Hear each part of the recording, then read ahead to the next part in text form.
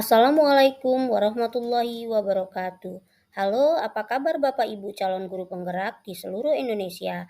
Perkenalkan, saya Mas Dinar Julaila dari SDN 01 Bumi Merapi akan memaparkan aksi nyata 1.4 A9 Budaya Positif.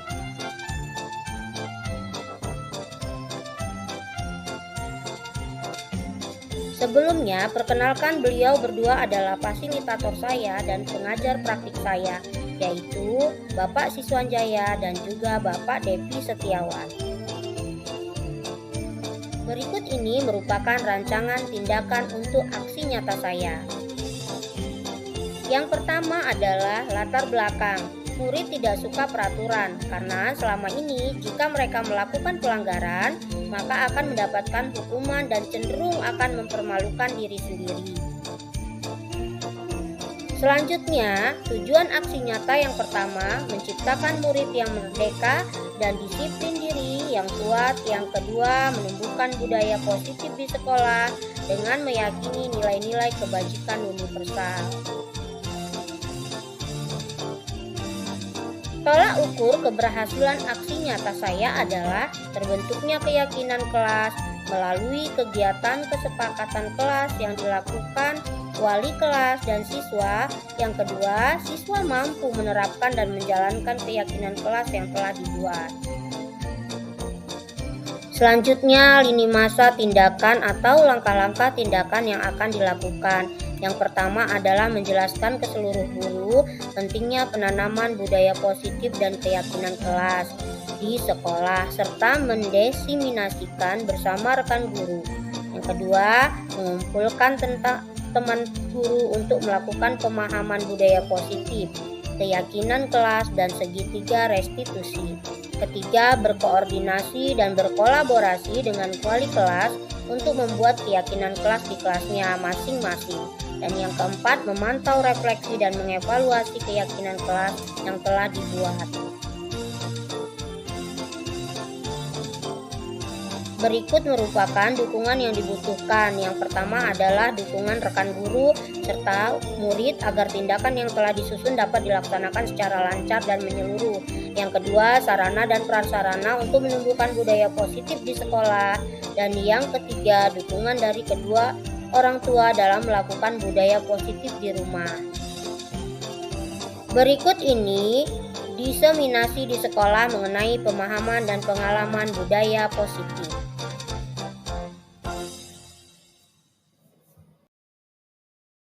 Bismillahirrahmanirrahim. Assalamualaikum warahmatullahi wabarakatuh. Bapak Ibu Dewan Guru yang kami hormati, Bapak atau Ibu Kepala Sekolah yang kami hormati, pertama-tama marilah kita bersyukur kepada Allah Subhanahu wa taala di mana pada siang hari ini kita dapat berkumpul di tempat ini dalam rangka yaitu desiminasi aksi nyata modul 1.4 budaya positif menyebarkan pemahaman dan pengalaman penerapan budaya positif. Tidak lupa sholawat dan salam senantiasa kita sanjungkan kepada Nabi kita Nabi Agung Muhammad SAW. Semoga di akhir zaman nanti kita semuanya diakui sebagai umatnya. Baiklah, untuk acara selanjutnya yaitu langsung saja penyampaian materi dari Ibu Mas Dinar. Pada beliau, waktu dan tempat kami persilakan.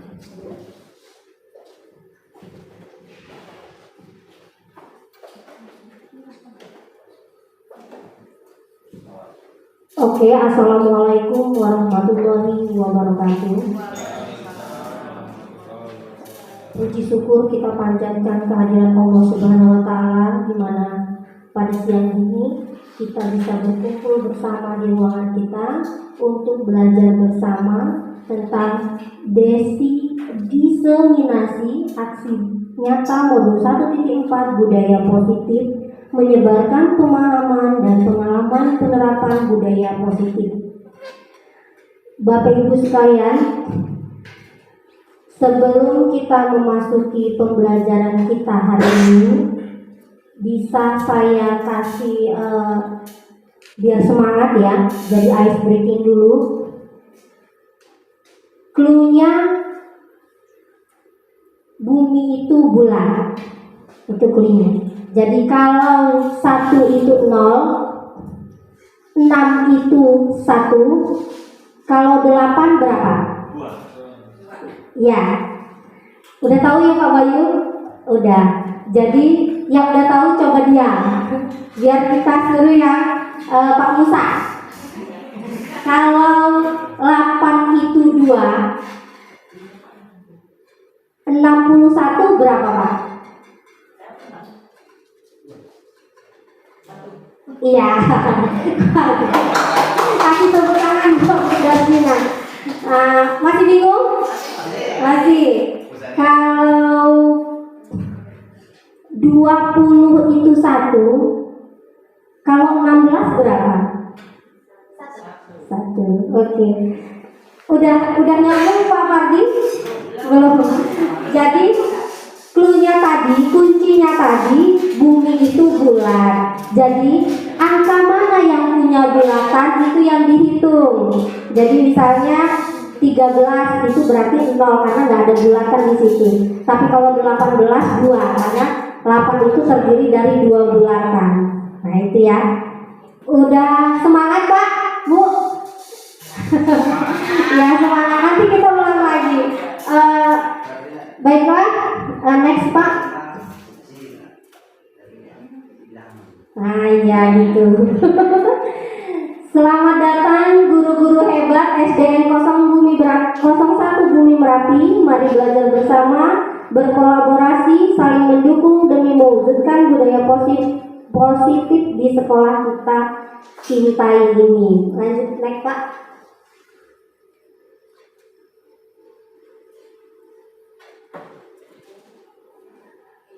Ada beberapa konsep utama modul budaya positif, yaitu yang pertama perubahan paradigma pembelajaran, yang kedua disiplin positif, yang ketiga kebutuhan dasar manusia, yang keempat motivasi perilaku manusia, yang kelima posisi kontrol restitusi, yang keenam keyakinan kelas, dan yang terakhir segitiga restitusi. Di sini saya akan menyampaikan 3 materi, yaitu pertama disiplin positif, yang kedua motivasi perilaku manusia, dan keyakinan kelas. Selebihnya nanti akan disampaikan oleh Pak Wawan Setiawan. Next Pak. Pembelajaran dengan paradigma baru. Apa sih itu? Paradigma baru dirancang berdasarkan prinsip pembelajaran yang terdiferensiasi sehingga setiap siswa belajar sesuai dengan kebutuhan dari tahap pengembangannya untuk mewujudkan profil pelajar Pancasila. Jadi untuk kurikulum Merdeka itu tidak ada pemaksaan lagi. Jadi kita siswa itu belajar sesuai dengan kebutuhannya. Next Pak.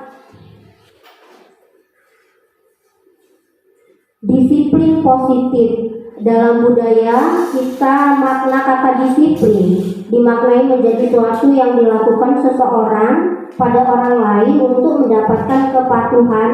Kita cenderung menghubungkan kata disiplin dengan ketidaknyamanan. Selama ini kita masih berpikir kamu tuh harus disiplin, kamu harus disiplin. Nah, untuk kata disiplin anak sudah pasti itu, oh ini aturan loh, kalau dilanggar berarti ada hukuman, ada konsekuensinya. Itu pemahaman anak. Makanya begitu kata kamu harus disiplin, disiplin berpakaian, waduh ini kalau nggak pakai dasi kena marah nih, kalau nggak pakai sepatu hitam bahaya ini. Nah itu pemikiran anak tentang disiplin. Nah di sini kita akan merubahnya. Disiplin itu sebenarnya tidak seperti itu. Lanjut, yang kedua, sebagai pendidik tujuan kita adalah menciptakan anak-anak yang memiliki disiplin sehingga mereka bisa berperilaku dengan mengacu pada nilai-nilai kebajikan universal dan memiliki motivasi intrinsik bukan ekstrinsik. Nah, Ada yang disiplin, oh saya disiplin karena takut hukuman. Nah, ada yang saya disiplin biar saya dipuji gurunya. Ih, kamu rajin ya. Jadi mereka mengharapkan imbalan biarpun bukan berbentuk barang. Nah, lanjut, disiplin positif merupakan salah satu cara menerapkan disiplin yang bertujuan untuk membutuhkan kesadaran serta memperdayakan anak untuk melakukan sesuatu tanpa sogokan, ancaman, atau hukuman. Nah itu, jadi kita harus mengenalkan disiplin itu dulu. Apa sih makna disiplin itu? Nah, itu yang mau kita jelaskan hari ini. Next, Pak. Ya, motivasi perilaku manusia. Motivasi merupakan dorongan yang timbul pada diri seseorang secara sadar dan tidak sadar untuk melakukan suatu tindakan dengan tujuan tertentu. Nah, pertama, menghindari ketidaknyamanan atau hukuman. Ini yang saya bilang tadi. Jadi, murid melakukan disiplin diri karena ia takut dihukum. Ini merupakan motivasi ekstrinsik. Berarti dari luar. Dia pakai baju seragam tertib, bagus, rapi. Karena apa? Karena takut dihukum gurunya. Nah itu yang terjadi saat ini, Bapak Ibu. Yang kedua, mendapatkan imbalan atau penghargaan dari orang lain. Murid melakukan disiplin diri karena ia ingin mendapatkan imbalan atau merupakan motivasi ekstrinsik. Seperti yang saya bilang tadi, dia mengharapkan apa? Pujian.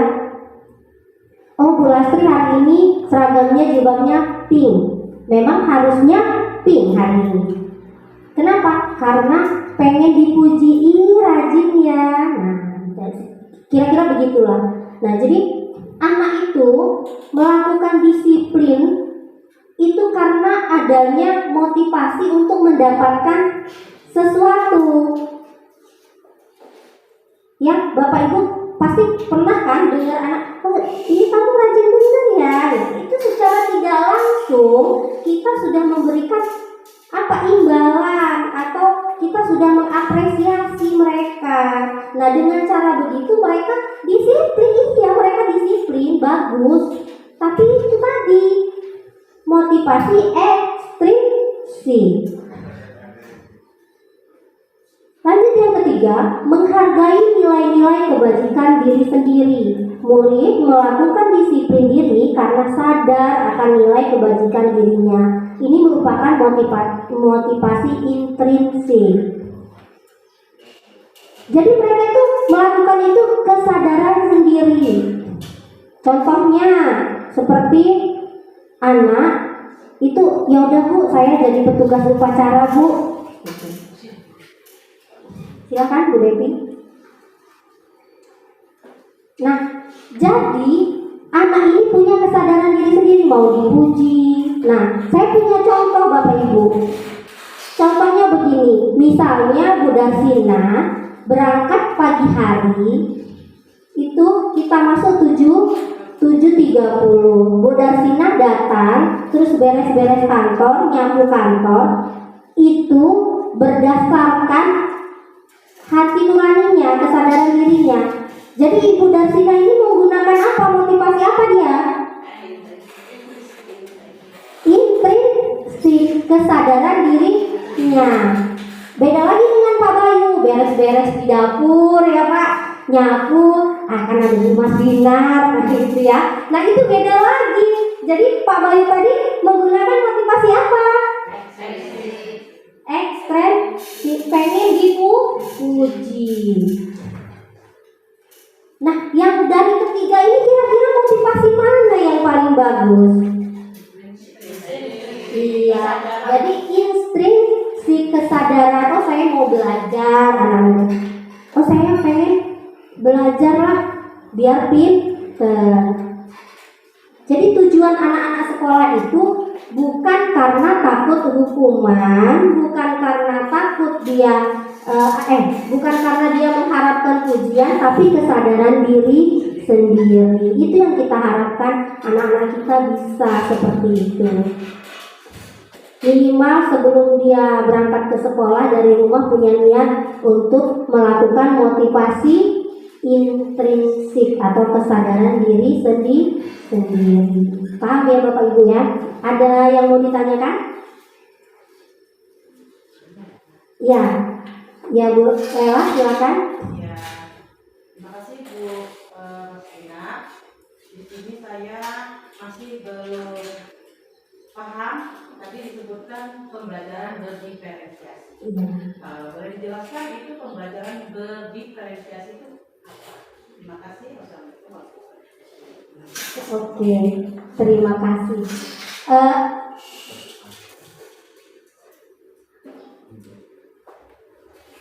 Pembelajaran berdiriferensi. Oh ya, itu pembelajaran yang menguatkan anak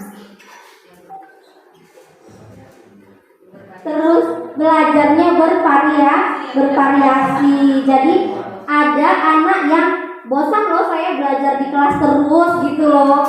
Nah jadi seperti misalnya Pak Bayu belajar matematika tuh, bosan loh Pak Bayu kali-kalian terus gitu ya. Ada cara lain. Nah, cara lain apa? Yaitu kita ajak keluar, ngitung batu kerikil atau daun-daun ini kalau dikali ini berapa?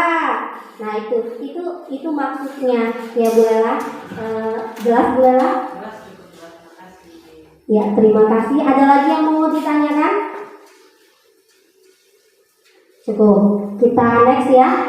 Silakan Pak Owen.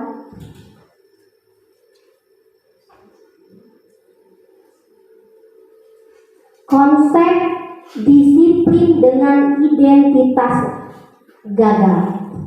Disiplin ini yang saya jelaskan tadi, bahwa ternyata kamu harus nurut, kalau nggak nurut kamu cuci WC. Nah, itu berarti konsepnya gagal, konsep disiplinnya gagal. Ya, berarti dia masuk ke hukuman, menyakitkan, tidak nyaman. Nah, seperti anak, nak besok yang nggak buat PR, kalian bawa bunga ya, biar bunga kita di sekolah banyak dan bagus. Benar, bunga kita banyak dan bagus. Tapi apa yang dirasakan oleh anak? Menyakitkan, dia tidak nyaman. Jadi tadinya dia pengen sekolah, begitu suruh bawa bunga atau suruh ngepel kamar mandi, itu jadi udah tidak niat lagi sekolah. Males lah sekolah. Temu Pak Bayu, temu Bu Lastri, nanti disuruh bawa bunga gitu kan. Nah, itu adalah hukuman. Ini konsep yang saya jelaskan tadi, gagal. Ternyata selain itu ada yang menyembunyikan kesalahan. Jadi kalau misalnya dia nggak buat PR, dia cepet-cepet tuh ngerjain di sekolah. Kenapa? Karena dia pengen menyembunyikan bahwa dia itu sebenarnya salah. Atau dia matahin pensil temennya, terus ditanya, Bu Iis tanya, di mana Bu Iis? Kenapa pengennya si A rusak? Nggak tahu saya Bu. Tadi saya kayak gini aja Bu. Padahal teman yang satunya melihat. Jadi ini membuat apa? Disiplin yang gagal ini membuat anak tidak jujur. Sedangkan visi sekolah kita apa? Berakhlakul karimah, termasuk rasa jujur. Kenapa? Karena kita sudah menerapkan hukuman. Kamu ngerti kalau matain pena, begitu ya. Lanjut, murid menjadi rendah diri, selalu dimarahi. Kamu nih kalau sekolah ribut aja di sekolah. Akhirnya apa? Akhirnya dia nggak mau sekolah. Karena apa? Karena dia saya nanti diomongin lagi, kembali lagi, rasa rendah diri. Sedangkan kita punya visi di sekolah apa? Membuat rasa percaya diri, biar anak itu berprestasi. Jadi nggak sampai di situ di visi kita. Ini selain itu ada lagi penghargaan. Nah, kadang-kadang kita ini nggak sadar ini. Besok kerjain PR.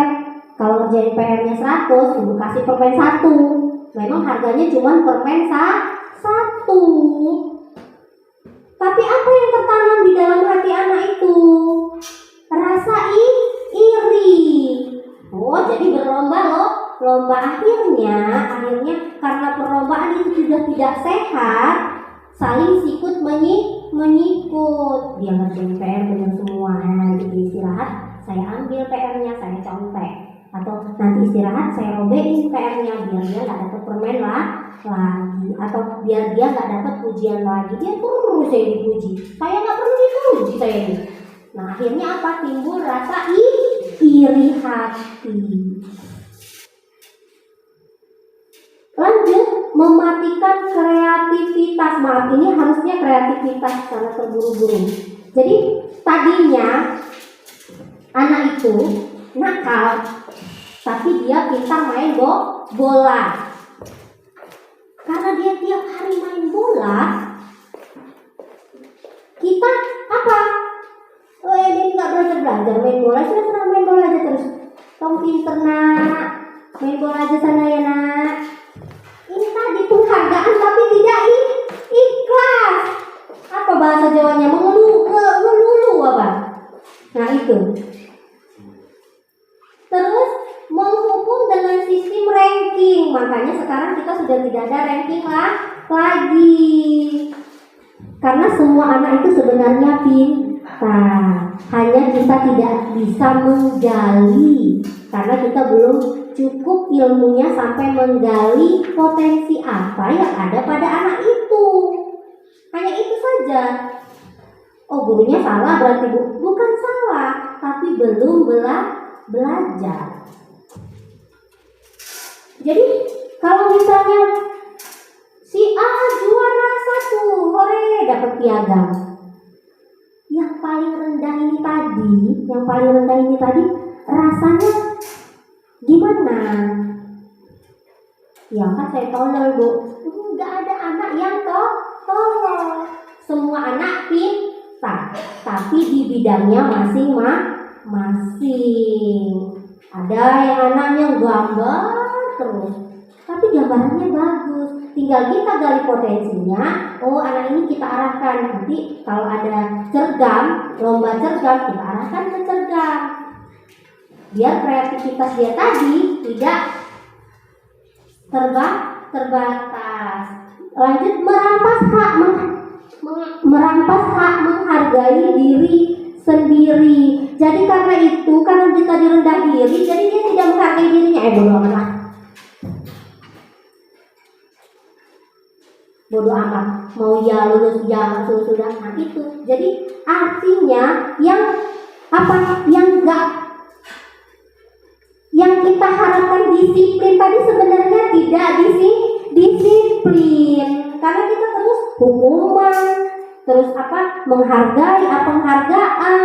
Bu, besok yang juara 1 dapat apa bu? Dapat buku. Nah, padahal belum tentu yang juara 1 tadi pintar dalam matematika. Yang matematika itu tidak juara 1 karena dia hanya mendalami matematikanya saja. Jadi sebenarnya anak itu seluruhnya pintar dan cerdas. Hanya gurunya saja yang belum bisa menggali potensi anak itu sendiri. Next Pak.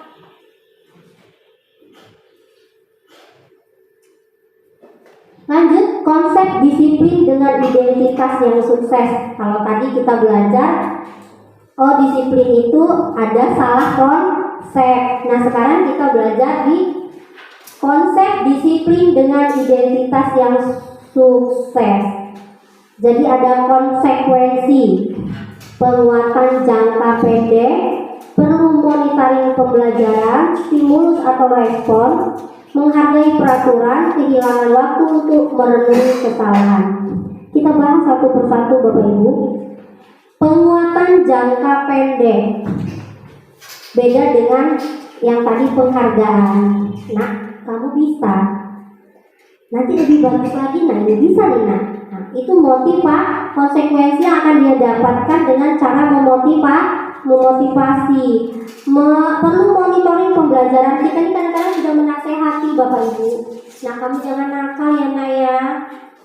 Belajar yang rajin. Tapi besok kita lupa lihat anak itu lagi. Sudah belum? Kamu nanti nulis. Oh dia ini nggak bisa nulis bu, nggak bisa baca. Oke, diajarin menulis dengan membaca. Tapi besok nggak kita lihat lagi, kita cuekin. Kan sudah kemarin bu.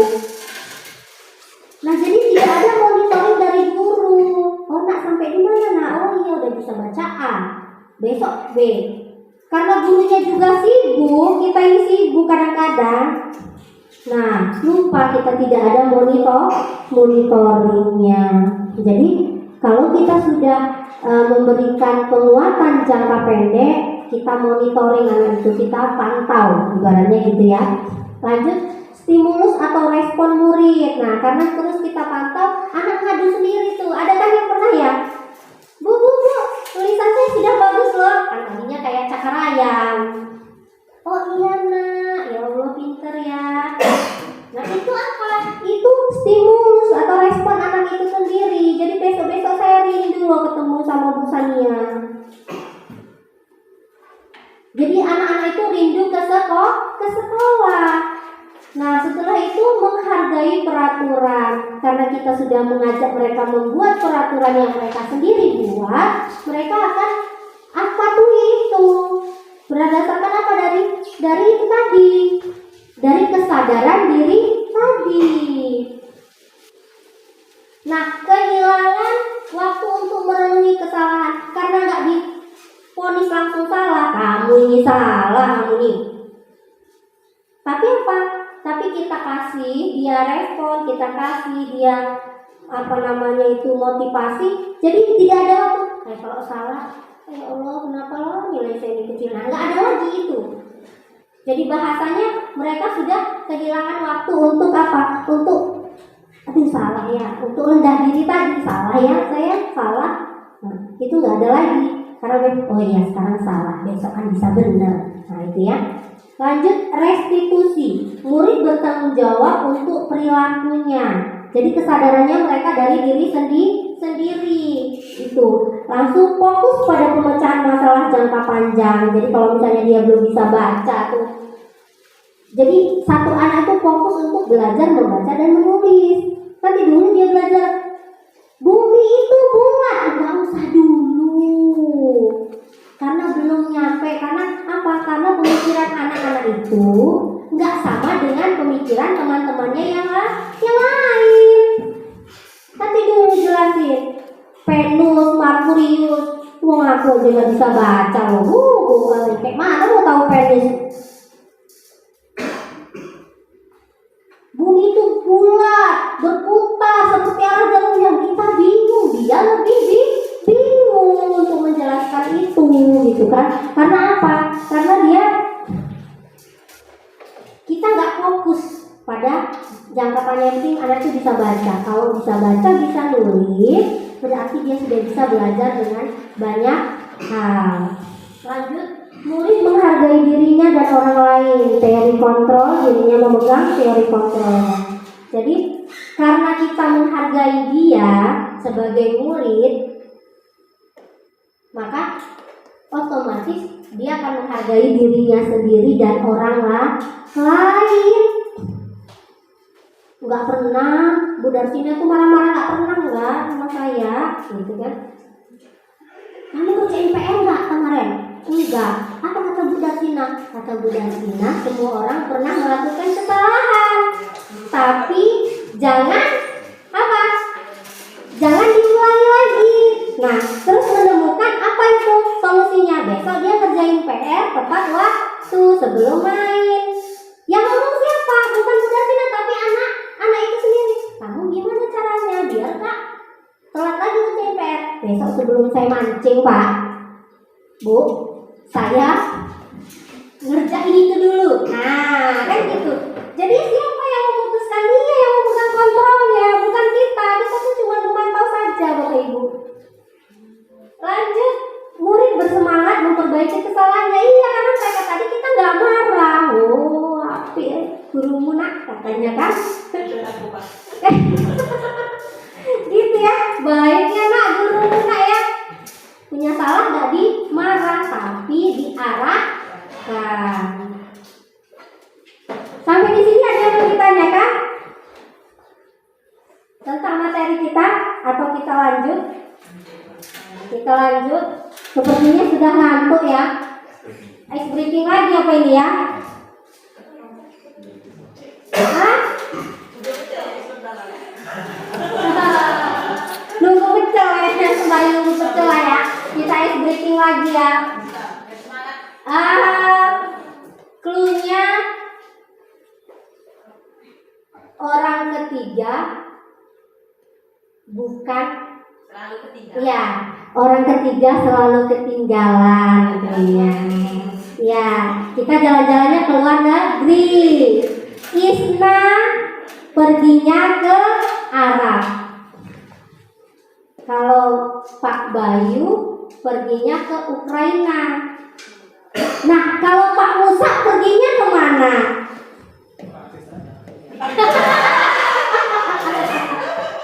Ini cluenya orang ketiga selalu ketinggalan. Iya, Musa ke Arab. Kalau Bu Sania kemana? Hah? Di hatimu. Kita ulang lagi ya. Cluenya orang ketiga selalu ketinggalan. Bu Devi perginya ke India. Bu Desma perginya ke Amerika. Bu Darsina pergi kemana? Sekolah. Oh iya. Kita jalan-jalan ke luar negeri loh Bu. Jadi bingung, orang ketiga selalu ketinggalan. Ambil ujung namanya.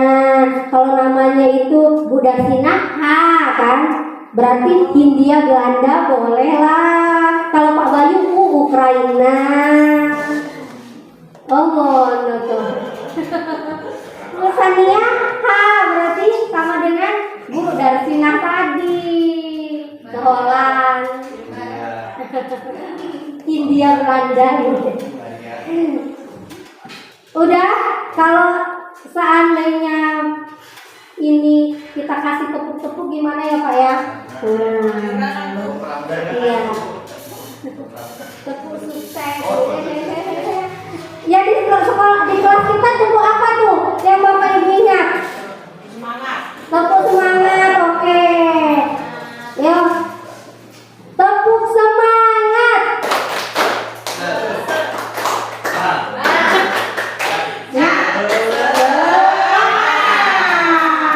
Oke, kita ulangi karena tadi Pak Bayu, Pak Musa sama Pak Pardi masih bingung. Aduh, tepuk apa lagi? Oke, tepuk semangat.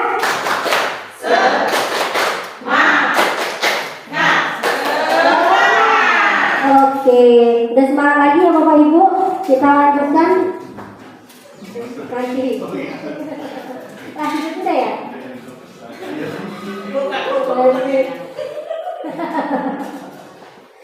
Konsep disiplin pendekatan restitusi ini sebenarnya nanti materinya Pak Wawan, cuman kita intip-intip dikit lah ya. Konsep disiplin pendekatan restitusi, pengertian restitusi. Ini salah ya? Salah, maaf. Jadi restitusi adalah proses menciptakan kondisi baik bagi murid untuk memperbaiki kesalahan mereka sehingga mereka bisa kembali pada kelompok mereka dengan karakter yang lebih kuat, katanya si Jason di tahun 2004. Proses menciptakan kondisi bagi murid untuk memperbaiki kesalahan mereka sehingga mereka bisa kembali pada kelompok mereka dengan karakter yang lebih kuat. Itu katanya Gester, bukan kataku. Nah, terus apa sih ciri-ciri restitusi? Restitusi itu bukan menebus kesalahan namun belajar dari kesalahan. Seperti yang saya bilang tadi, kalau anak dia hari itu piket, ternyata dia tidak piket, kita bukan marahin dia. Jadi tidak menebus kesalahan. Kalau menebus kesalahan itu tadi hukuman tadi. Kamu nggak piket, udah nanti istirahat kamu piket sendiri. Itu menebus kesalahan. Tapi ini belajar dari kesalahan. Jadi kalau anak nggak piket, panggil terus bilang, nah kalau teman-temanmu piket semua, kamu nggak piket, keyakinan kelas apa? Nah kembali ke keyakinan kelas apa yang sudah tidak kamu patuhi. Kan keyakinan kelas itu nanti mereka buat sendiri, nanti materinya ada setelah ini. Nah, jadi mereka itu punya kesadaran, oh iya ya, saya itu harus piket biar kelas saya bersih. Kalau bersih berarti sehat. Nah lanjut, memperbaiki hubungan. Nah tadinya bertengkar, oh, kamu piket terus, saya nggak piket kayak ini. Kamu nggak piket, saya piket terus. Apa dilihat Papa dia yang piket kamu, kata dia kan? Nah itu, jadi tidak ada hubungan baik antar teman. Jadi karena kita saling membantu, saling mendukung, jadi adanya memperbaiki hubungan antar teman tadi. Tawaran bukan paksaan. Jadi itu tadi kita tawarkan maunya bagaimana. Dia main pelajaran pramuka, mainnya di depan. Kenapa? Bosen bu, saya main di apa dia belajarnya itu aja bu. Nah, bagaimana kita menyikapi ini? Kita datengin, maunya belajarnya kayak mana? Tujuan kita itu anak mendapatkan ilmu. Biarpun sedikit saja. Hari ini tadinya dia tidak bisa belajar tentang arti disiplin positif. Hari ini sudah satu yang dia terapkan. Nah itu saja. Jadi kita tanya maunya seperti apa. Oh iya Bu, saya mau belajar tapi di luar aja ya Bu ya, nggak apa-apa. Woi nanti temennya ikut-ikutan Bu, iya nggak apa-apa monggo. Jadi kita belajarnya di luar. Selama itu masih efektif. Terus menuntut untuk melihat ke dalam diri. Jadi anak itu maunya apa, kita tuntun. Dia maunya melukis, oke. Karena kita pelajaran agama, dia maunya melukis. Sekarang kamu lukis terus kamu ceritakan tentang Nabi Adam. Misalnya pelajarannya Nabi Adam. Kan kalau lukisan abstrak, dia nggak gambar. Coba kamu gambar Nabi Adam dari belakang, bisa, semua itu bisa, asalkan kita mau belajar mendalami untuk menuntun anak-anak itu tadi. Kadang-kadang kita ini pusing sendiri ya Bapak Ibu ya, karena ini nggak bisa baca, malah pening. Kok kita yang mau naik darah? Pulang-pulang sampai di rumah, yang jadi sasaran siapa? Orang rumah. Dia ngurusin capek ngurusin anak orang gitu kan ya. Nah jadi daripada itu memang benar-benar kita tuntun aja kan maunya mereka kemana. Yang penting selama itu masih dalam positif. Lanjut mencari kebutuhan dasar yang berasal dari tindakan.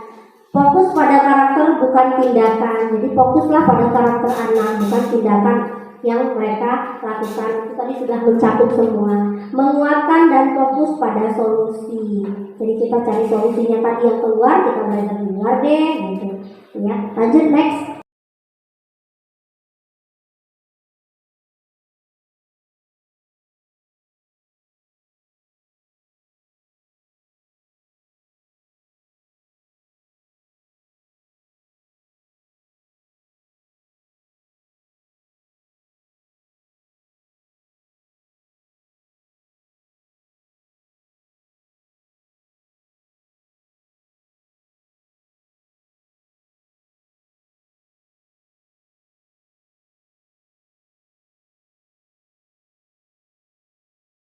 Ya, sebentar ya Bapak Ibu, saya siapkan videonya dulu, kita nonton video dulu biar nggak ngantuk. Tidak mengerjakan PR, Bu. Oh, kamu tidak mengerjakan PR. Kamu melakukan ini pasti ada alasannya kan? Kemarin saya ikut ibu ke rumah nenek, Bu. Pulangnya malam, jadi saya kelelahan. Oh, ya nggak apa-apa. Kamu bukan orang satu-satunya yang tidak perlu mengerjakan PR. Teman-temanmu juga pernah melakukan itu. Nah, kamu ingat nggak keyakinan kelas kita? Saya tidak bertanggung jawab, Bu. Oke. Nah, untuk memperbaiki hal ini, apa yang akan kamu lakukan? Saya besok sebelum ke rumah nenek akan mengerjakan PR terlebih dahulu, Bu. Iya, bagus. Nah, setelah kamu melakukan keyakinan kelas kita, kamu akan menjadi orang seperti apa? Saya akan menjadi orang yang disiplin dan bertanggung jawab. Iya, bagus. Nah, sekarang kita mulai belajar kembali. Silahkan kalian buka buku matematikanya. Terima kasih, Bu. Iya, sama-sama. Lanjut ya, Bapak Ibu. Selanjutnya keyakinan kelas. Nah, di sini ada 2 pertanyaan. Mengapa keyakinan kelas? Mengapa tidak peraturan kelas? Mengapa kita memiliki peraturan tentang menggunakan helm pada saat mengendarai kendaraan beroda 2? Pertanyaannya, mengapa keyakinan kelas tidak peraturan kelas? Ada yang bisa bantu saya, Bapak Ibu? Coba Bu Devi. Iya Bu, kalau keyakinan kelas itu menurut saya ada poin-poin tertentu yang harus disepakati oleh keluarga yang ada di kelas, misalkan seperti bapak, ibu guru, dan anak-anak. Jadi ada kesepakatan seperti itu. Sedangkan kalau peraturan itu tentu hanya satu individu harus membuat peraturan yang disetujui oleh anak-anak murid. Gitu. Jadi yang membuat belum tentu harus mematuhi peraturan itu. Terima kasih Bu Devi. Kalau menurut Bu Desma bagaimana? Kalau keyakinan kelas itu dirumuskan bersama antara guru dan murid dan harus dipatuhi warga kelas yang membuatnya bersama itu. Sedangkan peraturan kelas itu dia bersifat secara bebas. Oke, jadi intinya mengapa keyakinan kelas? Karena keyakinan kelas itu dibuat guru dan murid atas dasar kesepakatan. Sedangkan peraturan kelas hanya yang ditetapkan oleh guru tersebut. Jadi mau nggak mau, kalau peraturan kelas mau nggak mau, ayo gitu ya. Tapi kalau kesepakatan atau keyakinan kelas itu kita sama siswa berkolaborasi menentukannya ya. Terima kasih Bu Devi sama Bu Desma.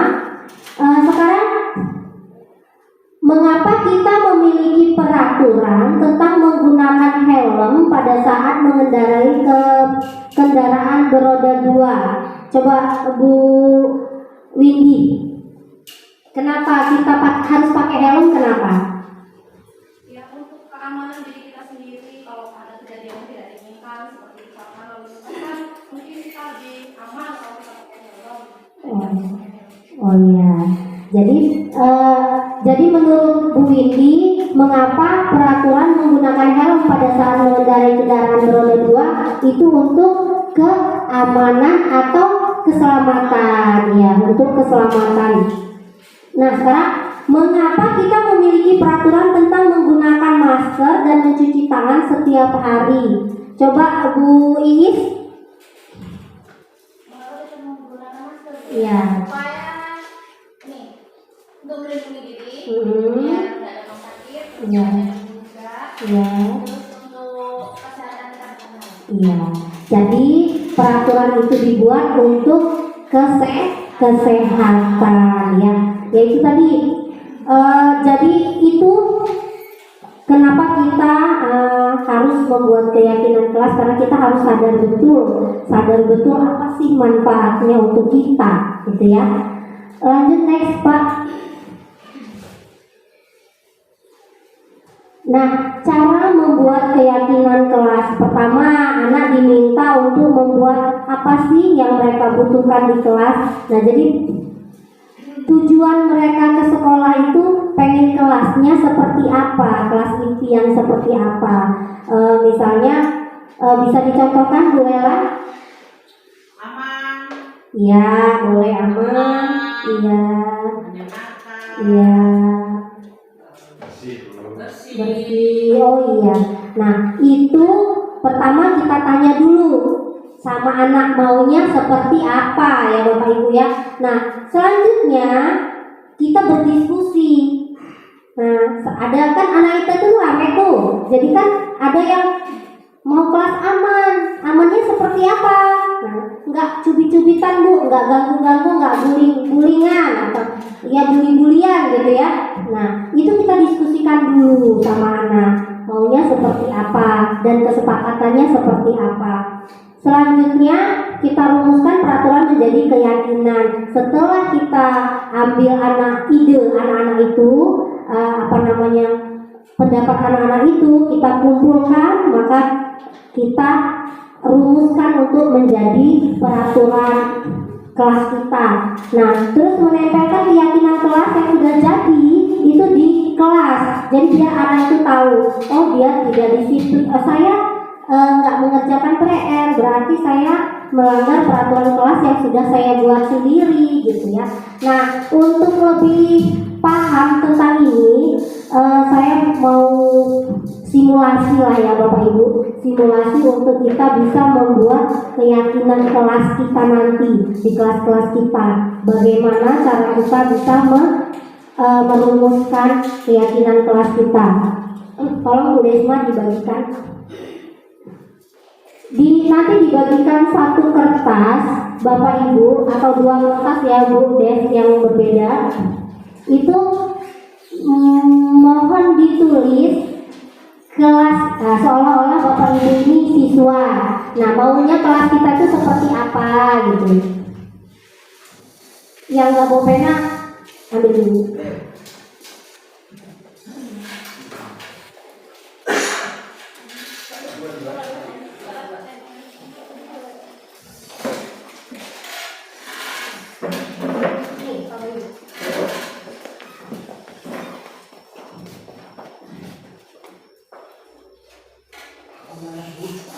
Desma itu Pak Herman. Kita masuk itu Nah, jadi Bapak Ibu diminta untuk kita menulis apa sih yang menjadi impian kita di kelas itu. Nah, anggaplah Bapak Ibu ini adalah seorang siswa atau murid. Jadi maunya kayak mana kelas kita. Setelah ditulis, nanti Bapak Ibu bisa tempelkan ke depan. Silakan tulis dulu mau seperti apa.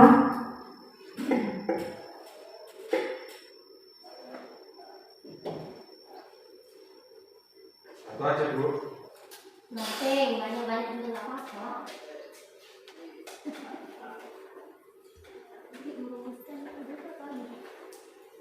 Nanti kan dikat ini.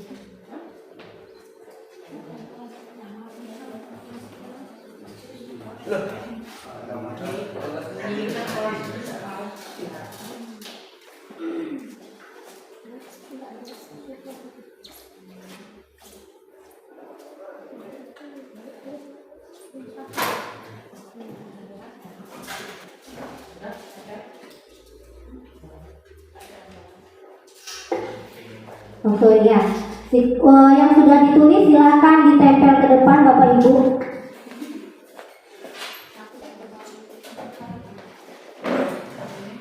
Ya.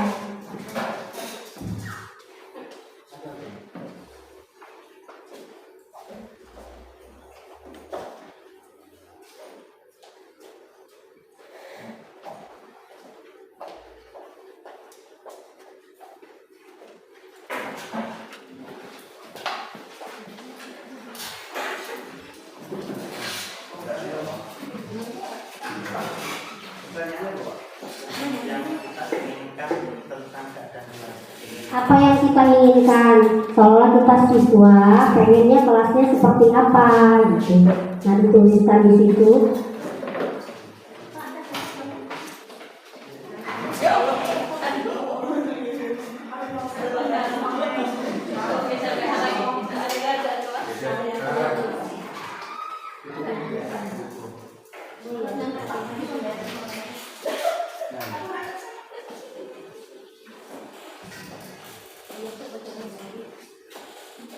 Ini udah semua Bapak Ibu. Oh iya.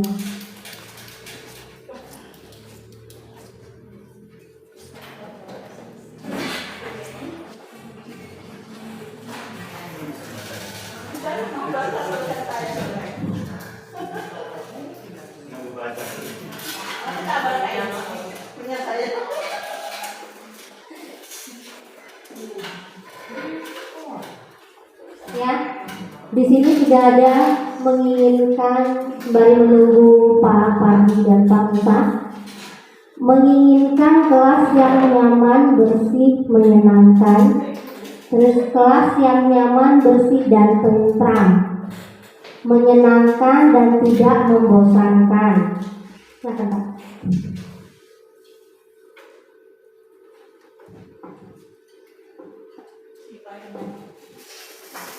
Terima kasih. Terus bersih, rapi, membuat anak itu merasa nyaman. Kelas yang nyaman, aman, bersih, rapi, dan teratur. Saya mau kelas yang bersih, saya mau antar sesama teman tidak saling mengejek. Saya menginginkan kelas yang bersih, murid yang aktif dan nyaman. Keadaan kelas nyaman, bersih, dan menyenangkan. Yang kita inginkan kelas aman, nyaman, lingkungan bersih. Aman, nyaman, bersih. Nah, intinya semua ingin kelas kita aman, nyaman, bersih, dan menyenangkan. Nah, ini bisa kita jadikan keyakinan kelas kita. Bagaimana sih caranya kita bisa menciptakan kelas yang nyaman dulu? Kira-kira kelas yang nyaman menurut Pak Bayu itu kelas seperti apa?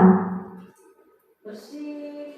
Iya, bersih. Terus apa lagi Pak Bayu? Nyaman ini, nyaman. Ya, tertib. Terus apa lagi? Tidak saling mengejek. Oh, tidak saling mengejek. Berarti itu nyaman. Berarti kalau di sini kita tulis dulu nyaman. Nyaman. Nah, di sini ada lagi kelas yang bersih. Tadi mintanya kelas yang bersih. Nah, bagaimana cara kita menciptakan kelas bersih itu? Iya, piket kelas. Apa lagi, Bu Dasina? Membuang sampah pada tempatnya. Ya, berarti di sini membuang sampah pada tempatnya. Terus yang satu lagi piket. Jadi nanti ada jadwal piket untuk menciptakan lingkungan yang bersih. Nah, sekarang ada tidak yang bilang jangan terlambat? Karena di situ tadi sama semua, mintanya nyaman, aman, menyenangkan, tentram. Nah, tidak ada yang datang terlambat. Itu termasuk nyaman, aman, disiplin ya, disiplin. Terus apa lagi tuh? Kita mau anak itu berpakaian rapi. Jangan hari ini ada yang pakai baju olahraga, terus ada yang pakai baju pramuka. Nah, itu kira-kira kelas kita mau kayak gitu enggak? Enggak. Jadi kalau pakai merah putih semua. Itu termasuk apa itu? Disiplin dalam berpakaian. Nah, dari kata ini mari kita rumuskan keyakinan kelas kita seperti apa. Nyaman, ya nyaman itu masih lebar, luas. Jadi nyaman itu tidak saling mengejek, itu termasuknya nyaman. Berarti saling menghormati, ya saling menghormati, saling menghormati. Terus apa lagi? Kalau membuang sampah pada tempatnya, terus piket kelas, itu apa tuh? Tanggung jawab, masuk ke tanggung jawab.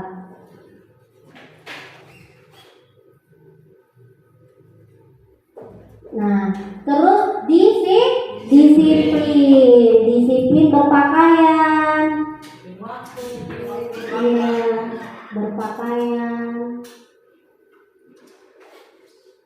dan waktu. Nah, sekarang Di sini kan sudah ada saling menghormati, tanggung jawab, disiplin berpakaian dan disiplin waktu. Nah sekarang kalau dia itu mandiri, contohnya seperti apa, Bu Devi? Melaksanakan piket sendiri. Mandiri ya, melaksanakan piket sendiri. Ada lagi? Mengerjakan tugas sendiri. Mengerjakan tugas sendiri, PR berarti ya. Terus ada lagi contohnya? Tanpa disuruh oleh gurunya dia sudah tahu sendiri. Ya, jadi dia sudah tahu waktunya piket, dia sudah tahu waktunya mengerjakan tugas. Nah, jadi itu mandiri.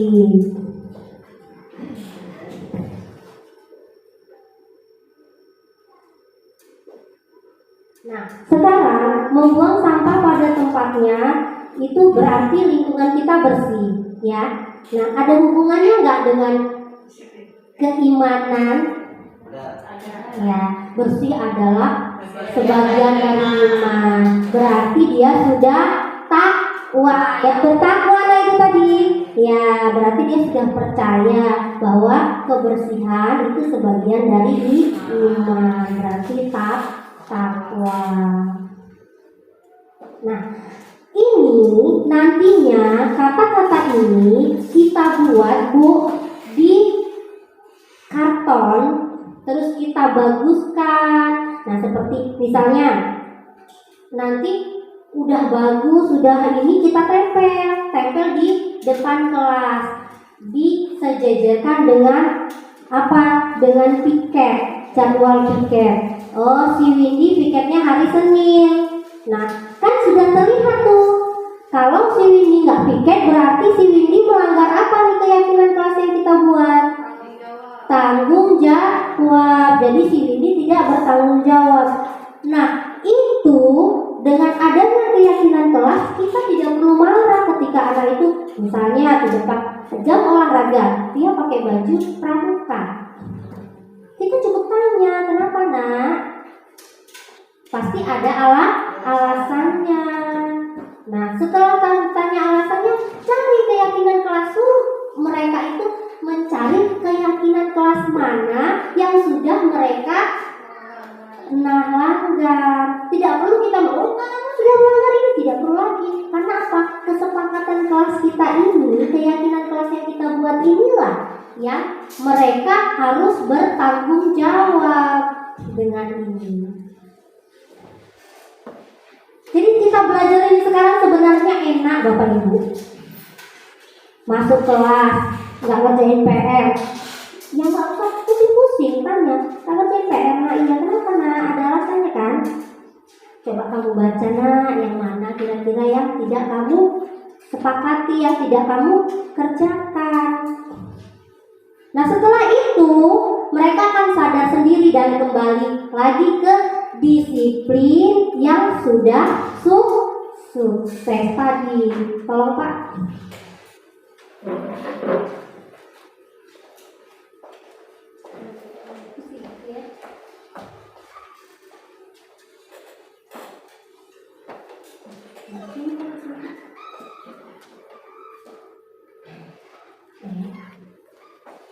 Nah ini tadi kita sudah melaksanakan simulasi tentang cara membuat keyakinan kelas. Yang pertama seperti tadi kita suruh anak itu mengungkapkan apa yang menjadi keinginan kelasnya. Dia apa impian? Saya mau kelas saya nyaman, bersih, berarti itu impian seorang murid. Antara murid satu dengan yang lain ada impiannya yang sama. Nah kalau misalnya dia suka diejek temannya, otomatis dia bilang tidak saling mengejek, berarti saling menghormati, saling menghargai. Nah itu contoh nanti kita bisa terapkan di kelas kita masing-masing. Lanjut next Pak. Nah ya kita jelaskan juga, tidak lupa kita jelaskan tugas murid dan tugas guru. Jadi tugas guru itu apa? Mendidik dan mengajar, menuntun murid agar murid tumbuh dan berkembang sesuai kodratnya. memotivasi murid untuk terus berkarya dan dapat berkolaborasi, menilai dan mengevaluasi murid, melakukan refleksi pembelajaran. Itu tugas guru. Nggak ada tugas guru apa tuh, marah-marah, mesem-mesem apa bahasa Jawanya ya, wah sama, nggak ada lagi tugas guru. Itu bukan tugas guru. Tugas guru ini loh mendidik bagaimana, mencontohkan. Jangan ambil sampah segala macam, tapi kita buang sampah sembarangan, berarti tidak mendidik. Yang namanya mendidik bukan hanya soal pembelajaran. Nah, tugas murid ini kita juga jelaskan sama muridnya. Ini loh tugasnya, nah. Satu, apa? Mentaati keyakinan kelas yang sudah kita buat. Belajar dengan tekun, mencoba hal baru, bertanggung jawab, menyelesaikan tugas, menjaga kebersihan diri dan lingkungan sekolah, semangat untuk berkolaborasi, berkomunikasi, saling menghormati, menjaga nama baik sekolah. Nah, itu keyakinan yang kita pilih. Misalnya, itu dijelaskan sama murid, ini loh tugasnya. Jadi kalau kita berantem, berarti sudah tidak menjaga nama baik sekolah. Kalau kita berantem, kita juga sudah tidak saling menghormati. Nah, sekarang di situ ada tulisannya, semangat untuk berkolaborasi. Kira-kira ada nggak yang di sini tahu berkolaborasi anak itu seperti apa? Bolehlah. Karya, Ya.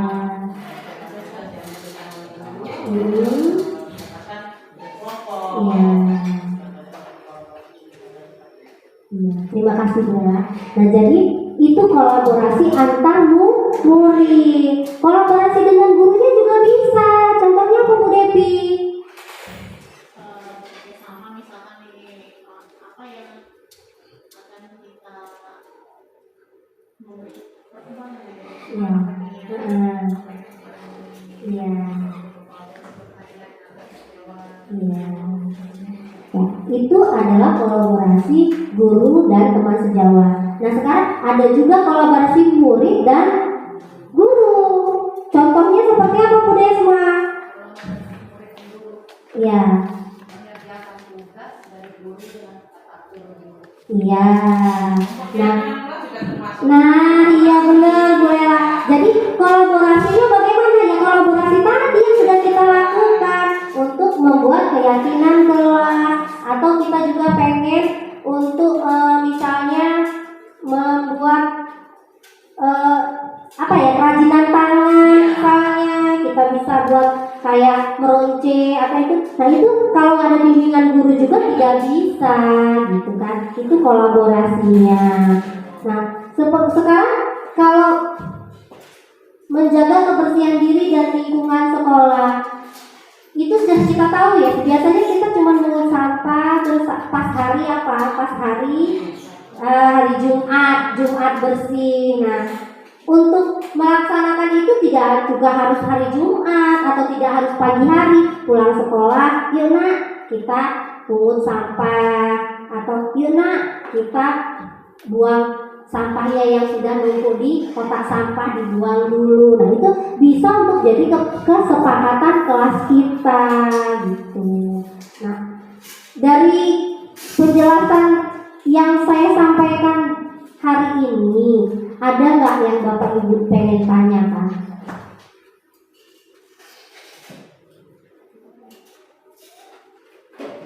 Pak Bayu, ada yang mau ditanyakan? Cukup.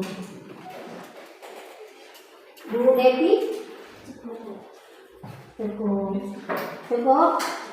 Iya. Bu Devi? Menciptakan supaya tercipta komunikasi yang baik antara teman sejawat. Oh iya.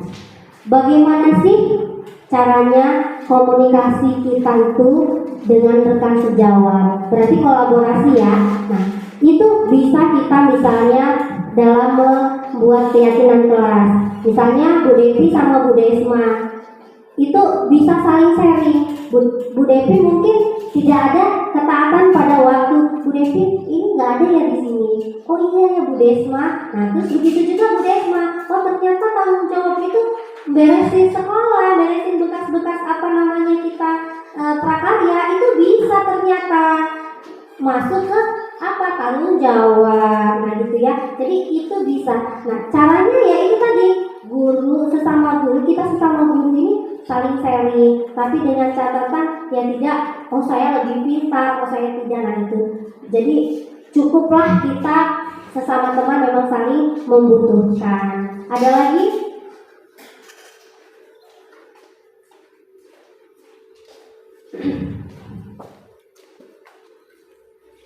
Ada lagi Bapak Ibu?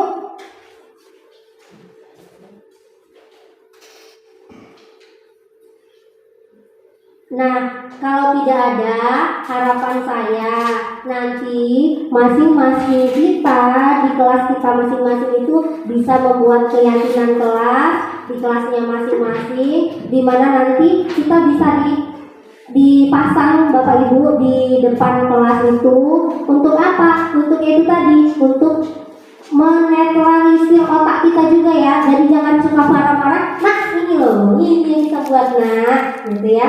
Nah itu Bapak Ibu ya, bisa ya Bapak Ibu ya bantu. Baiklah, next Pak. Ada lagi? Pak Wawan? Oke, alhamdulillah. Terima kasih Bapak Ibu untuk waktunya. Lebih dan kurang saya mohon maaf. Kepada Allah saya mohon ampun. Saya akhiri, wabillahi taufiq wal hidayah. Wassalamualaikum warahmatullahi wabarakatuh. Kasih aplaus.